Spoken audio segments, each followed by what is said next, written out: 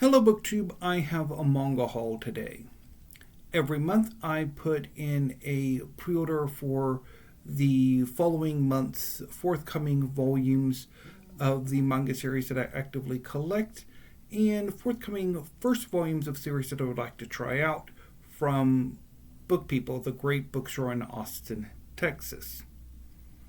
I also last month put in a pre-order with PALS for a volume of Mission Yozakura family because at the time I was picking up the other 5 volumes to get myself caught up.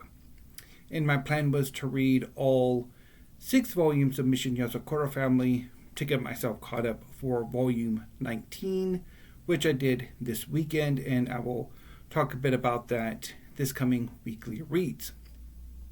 But let's get on with the haul. I have the books arranged in the order in which I will be putting them in my collection, except for the first volume.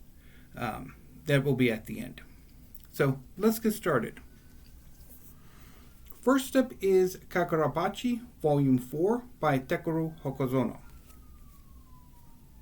Chihiro Rokuhira's father, Kunishigi, is the most famous swordsmith in the land. Thanks to his 6 enchanted blades, the war that has been gripping the nation ends, and peaceful days follow.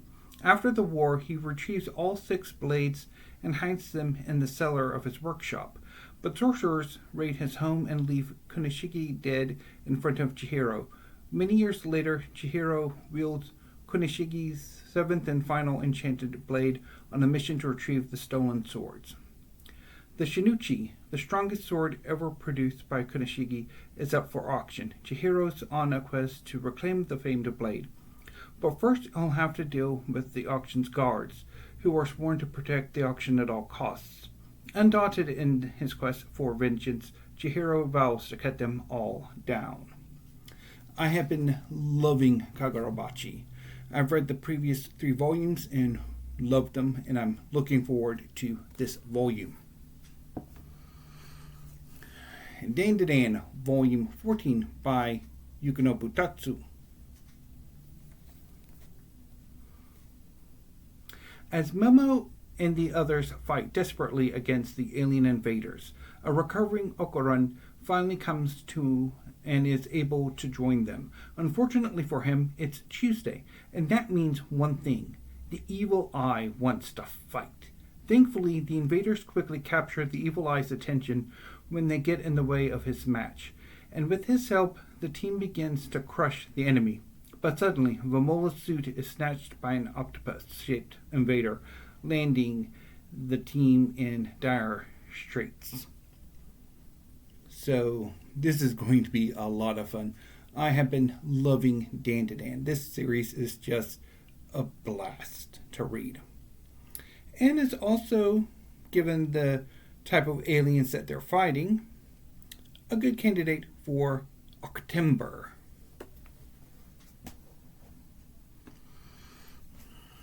Dead Rock, Volume 3 by Hiro Mashima.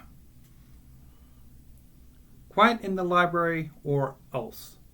In order to get his hands on a book which is said to contain God's weakness, Yakuto heads to Curse Velocity, Dead Rock's infamous library, but the library can turn into a giant labyrinth, and on top of that, the school's strongest student, Cougar, might be coming for his head. So this series has been a lot of fun as well.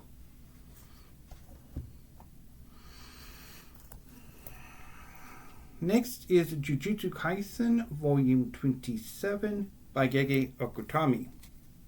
A few more volumes from the end.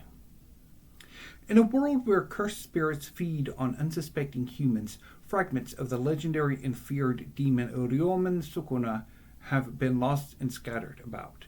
Should any demon consume Sukuna's body parts, the power they gain could destroy the world as we know it. Fortunately, there exists a mysterious school of Jujutsu sorcerers who exist to protect the precarious existence of the living from the supernatural. Gojo has been defeated. Without time to process this loss, Kashimo takes on Sukuna, but will he stand a chance once the King of Curses completes his transformation? Meanwhile, the entertainer Nakaba takes on Kinjaku one-on-one. So things are starting to heat up as the series approaches its end. Volume 18 of Four Nights of the Apocalypse by Nakaba Suzuki. Return to the thrilling magical world of Britannia with this new adventure from the creator of the Seven Deadly Sins. So this is the sequel series. A sinister presence has infiltrated the fairy realm, an elite force from Camelot seeking the legendary drug of yore. Exploiting the deep-seated turmoil between the two changelings, they set the stage for a devastating clash of blood and betrayal.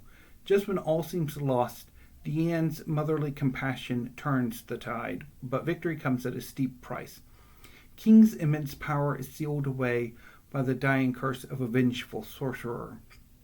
Finally, the mastermind behind all these events reveals herself, Roraldane, the White Knight of the Four Evils, whose abnormal strength and unsettling power strike fear in even the greatest of heroes. Now, this unimaginable threat looms over the family of fairies and giants. Will they be able to stand against it? Ooh. Sounds dire. Sakamoto Days, Volume 18, by Yuto Suzuki. Taro Sakamoto was once a legendary hitman, considered the greatest of all time. Bad guys feared him, assassins revered him. But then one day he quit, got married, and had a baby. He's now living the quiet life as the owner of a neighborhood store. But how long can Sakamoto enjoy his days of retirement before his past catches up to him? The fight between Gaku and Nagumo ends with Nagumo delivering a knockout blow. Down in the museum's basement, X confronts the JAA's chairman, while X's gang takes on Shishiba and Shin on the upper floor. As these battles reach their climaxes, Sakamoto rushes to X, but can he make it there in time?